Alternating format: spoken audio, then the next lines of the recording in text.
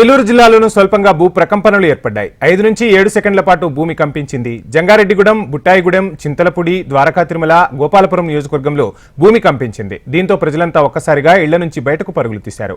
ఉమ్మడి పశ్చిమ గోదావరి జిల్లా ప్రతినిధి పవన్ ఇదే అంశానికి సంబంధించి మరింత సమాచారం అందిస్తారు.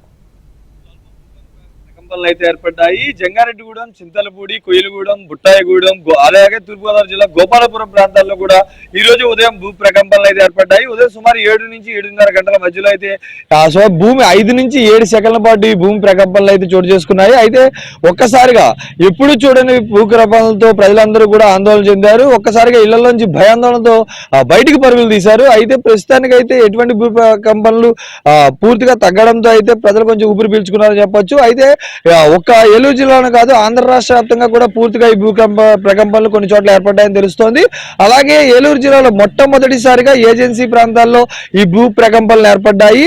ఎప్పుడు గతంలో కూడా ఎప్పుడు ఇలాంటివి చూడనంటే ప్రజలందరూ కూడా ఒక్కసారిగా అయితే ఆందోళన చెందుతున్నారు. మరోపక్క అధికారులు ఈ భూ ప్రకంపనల తీవ్రతను అయితే ఒకసారి పర్యవేక్షిస్తున్నారు. మరోపక్క చూసుకుంటే ప్రజలందరూ కూడా ఒకసారి ఇళ్లలోకి వెళ్ళడానికి కూడా భయభ్రాంతులకు గురై ఉన్నారు. వారందరూ ఇళ్లలోకి వెళ్ళడానికి ఆలోచిస్తున్నారు. అంటే ఉదయం 7 నుంచి 7:30 గంటలు అందరూ అయితే ఉదయం సమయం రావడంతో ప్రజలందరూ కూడా కొంచెం మెలకుగా ఉండడంతో పెను ప్రమాదం తప్పిందని చెప్పుకోవచ్చు. అయితే ఇది కూడా స్వల్పంగా నమోదవడంతో కేవలం 5 సెకండ్ల నుంచి మాత్రమే నమోదవడంతో కూడా వారందరికీ కూడా ఎటువంటి ప్రాణ నష్టం కానీ ఆస్తి నష్టం కానీ ఎటువంటిది జరగలేదని తెలుస్తోంది.